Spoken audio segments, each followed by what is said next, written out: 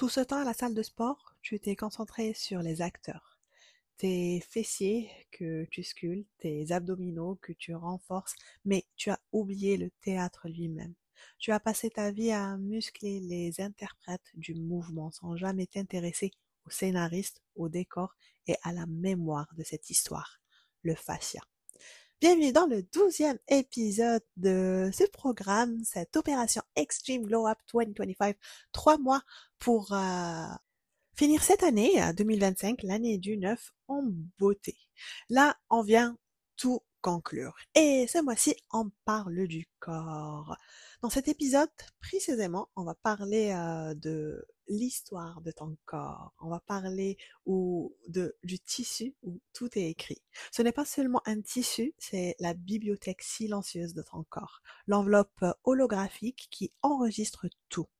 Chaque chute de ton enfance, chaque mot ravalé, chaque peur que tu as serrée dans ta mâchoire est gravée dans cette matrice de soi et de tension. Pendant que la science classait ton corps en compartiments, elle ignorait cette toile unifiée qui te tisse de la tête aux pieds. C'est l'historien qui détient ta vérité. En te connectant au fascia, tu ne fais pas que dénouer une raideur à l'épaule. Tu ouvres les archives de ton histoire émotionnelle. Tu déverrouilles le langage secret de ta propre incarnation. Ce tissu longtemps ignoré par l'anatomie classique est ton véritable tissu de vérité. C'est la soie qui t'enveloppe, l'historien silencieux qui enregistre chaque chute, chaque émotion réprimée, chaque stress chronique. En te connectant à lui, tu ne fais pas que délier tes douleurs physiques, tu libères la parole de ton corps.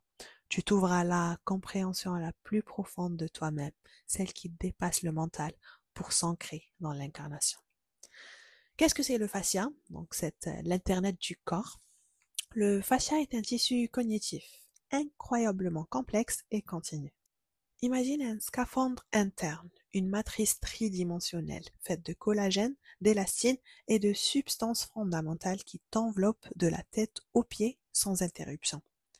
Le fascia est omniprésent. Il entoure chaque muscle, chaque fibre, chaque os, chaque nerf, chaque organe de ton cerveau à la plante de tes pieds. Il est la colle et le lubrifiant qui permet à toutes tes structures de glisser les unes sur les autres. C'est le réseau qui assure que l'information circule instantanément. Il est sensible, très sensible, encore plus sensible que ta meilleure amie pendant sa période menstruelle. Le fascia est richement énervé. Il contient 10 fois plus de récepteurs sensoriels que tes muscles. C'est lui qui te donne ton sens de la position, la proprioception, la capacité à te situer dans l'espace, ton ressenti interne, cette conscience corporelle, et ta capacité à répondre à l'environnement. C'est ton 6e sens physique. Si les os donnent la structure et les muscles donnent la force, le fascia est la toile d'araignée intelligente qui assure l'unité et la communication globale. Sans lui, ton corps s'effondre en un tas d'organes désorganisés. C'est la sagesse structurelle et l'adaptabilité. Le rôle physique du fascia est d'assurer la tenségrité, c'est la tension plus l'intégrité de ton corps. Ton corps n'est pas une pile de blocs des os qui s'écrasent sous son propre poids, mais une structure élastique et flottante, maintenue par la tension constante de cette matrice faciale. C'est l'architecte de ton adaptabilité. Quand tu bouges, le fascia distribue la tension et la compression de manière homogène. C'est pourquoi une tension à l'épaule peut se répercuter jusqu'à la hanche. Le fascia est une route ininterrompue. Il explique pourquoi parfois il ne sert à rien de masser l'endroit où tu as mal. La cause est souvent, très souvent ailleurs. Les fascias ont besoin d'espace et de glissement. Les postures figées, la sédentarité ou la répétition de mouvements limités créent des adhérences. Ces adhérences sont des zones desséchées, raides et fibrosées qui entravent le mouvement, coupant la circulation énergétique et deviennent des foyers de douleurs chroniques. Pour le fascia, le mouvement n'est pas seulement de la performance, c'est de la nutrition, de la lubrification et de la libération. Le fascia, c'est ton histoire émotionnelle, c'est ta mémoire cellulaire. C'est là que le fascia prend toute sa dimension d'outil d'éveil et d'incarnation. Le corps ne ment jamais et le fascia est son journal intime le plus fidèle. Il porte la mémoire cellulaire de tes émotions non digérées. Quand tu expérimentes une peur, une menace ou une humiliation, ton système nerveux déclenche la réponse de lutte ou de fuite, fight or flight. Si tu ne peux pas te défendre ni t'échapper, l'énergie de ce choc est mise sous séquestre. Et cette dernière est stockée dans les tissus fasciaux. Le fascia se contracte et crée un bouclier émotionnel permanent pour te protéger, même quand le danger est passé. Je te donne quelques exemples pour mieux comprendre. Le stress qui s'accumule dans le fascia du cou et des épaules, c'est très souvent la carapace des responsabilités. La peur ou le chagrin se serre autour du diaphragme et du fascia pelvien. C'est le verrouillage du centre de la vulnérabilité. Les tensions faciales chroniques sont l'expression physique de tes mécanismes de défense émotionnelle. Relâcher ces tensions par un travail profond, c'est comme briser la glace. Cela peut libérer des larmes, de la colère ou des souvenirs que ton mental avait enfouis. Le fascia libéré est un corps moins en état d'alerte et un système nerveux enfin apaisé. En redonnant de la fluidité à ce tissu, tu permets à l'émotion bloquée de circuler et de te quitter. Les fascias raides correspondent souvent à une rigidité émotionnelle ou mentale. En assouplissant ce tissu, tu ne gagnes pas seulement en souplesse physique, tu deviens plus fluide, plus adaptable et plus résiliente face aux défis de la vie. Le corps murmure l'histoire que la bouche a mutée. Comment libérer ton tissu de vérité? Comment libérer ce fascia? La réponse est très simple et tu sais ce que je vais dire. Le mouvement lent et conscient. Mindful movement. Movement is medicine. C'est la thématique du mois.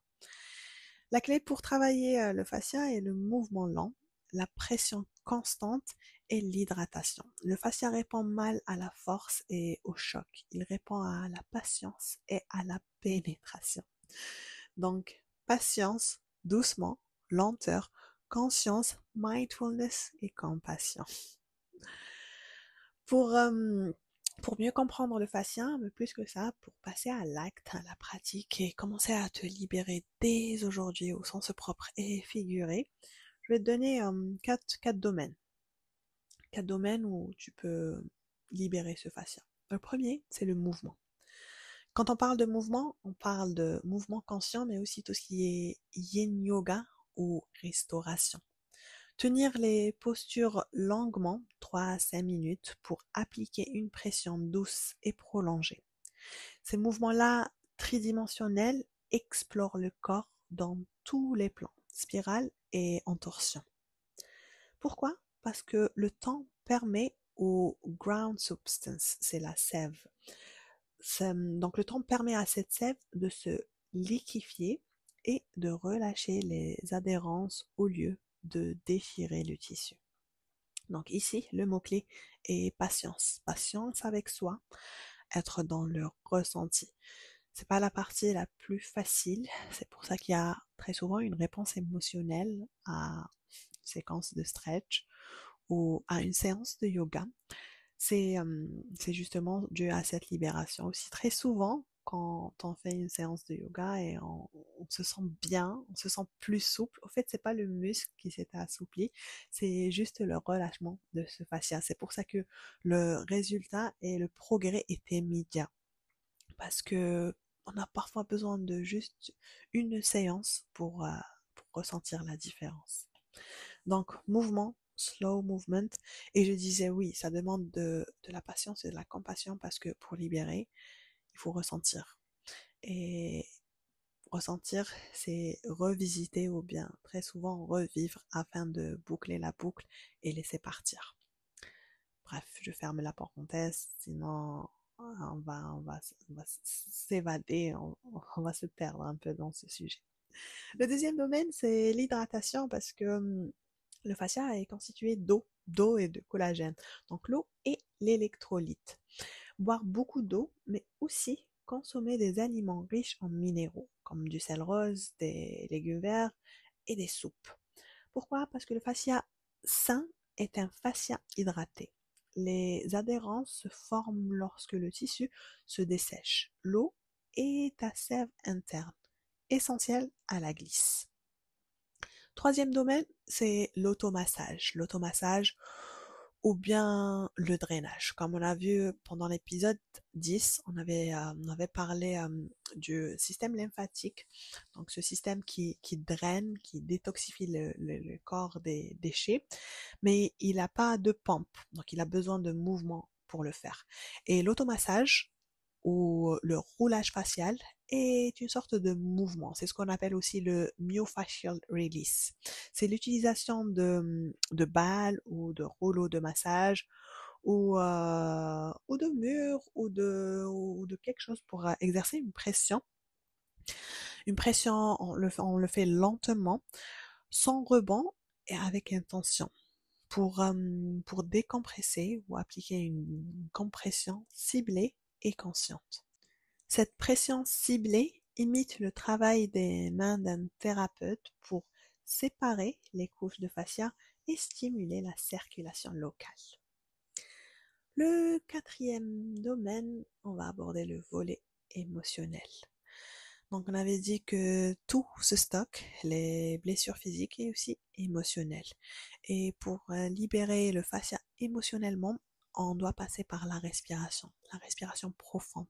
Utiliser la respiration abdominale pour masser le fascia du diaphragme, le centre de la peur, et la méditation ancrée pour sentir les points de contact au sol, s'ancrer pour indiquer au système nerveux qu'il est en sécurité et qu'il peut relâcher.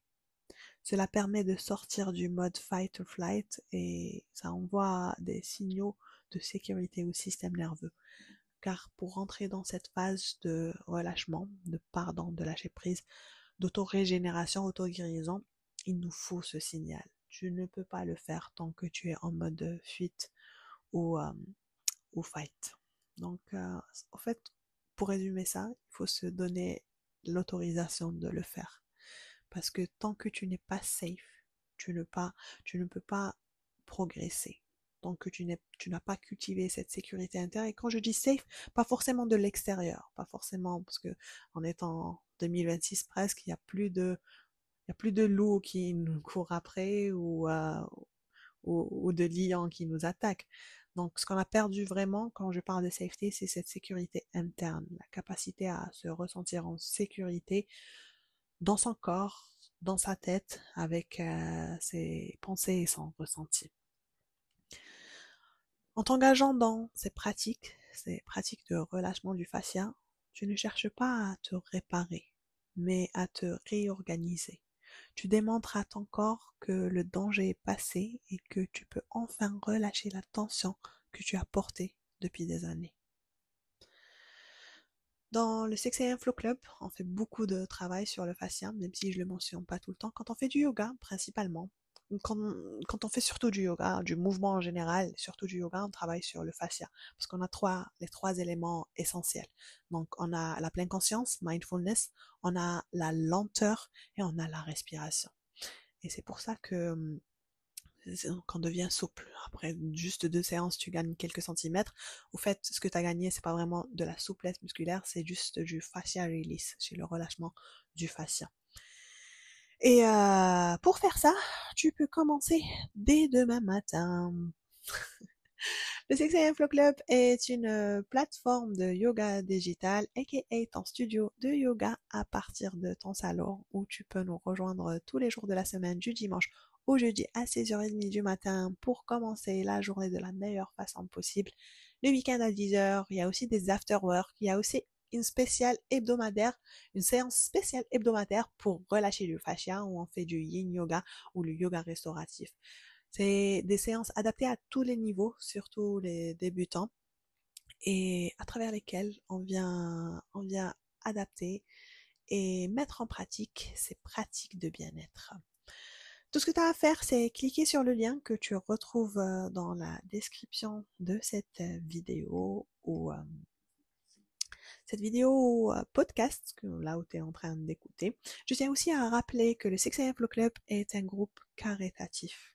C'est un véritable mouvement de solidarité féminin. C'est là que nous mettons en œuvre ces principes de libération. Un abonnement mensuel, le montant et paye ce qui te semble juste. Mais on a fait en sorte que ça soit accessible à tout le monde. Plus que ça, c'est un groupe de soutien où des femmes comme toi se réunissent pour mettre en pratique ces gestes de self-care au quotidien. Je te laisse le lien, tu sais ce qui te reste à faire. J'espère que ça a apporté une vision un peu plus globale sur ton corps. Ta vision globale est ton approche au mouvement et au fitness. Tu n'es pas juste un groupe musculaire à pomper ou sculpter ou redessiner. Tu es plus que ça. Tu portes ton histoire dans tes tissus. Je te donne rendez-vous dans le prochain épisode où nous allons plonger dans une discussion essentielle pour ton mouvement, la différence entre la flexibilité et la mobilité. J'ai fait en sorte de, de faire cet épisode avant celui de la flexibilité et la mobilité, car il est indispensable pour la compréhension de ces deux-là. Quel est leur rapport fondamental avec le fascia et comment comprendre cette nuance est la clé pour obtenir un corps vraiment libre, fort, résilient et extra bonus flexible. Le mental nous donne la connaissance, le corps nous donne la sagesse incarnée. Mais plus que le mental et le corps, tu es l'essence qui habite les deux. Et que ceci soit ton rappel. Ton existence est un cadeau de l'univers. Continue à briller et illuminer le monde autour de toi de ta présence pendant que tu trouves ton flow.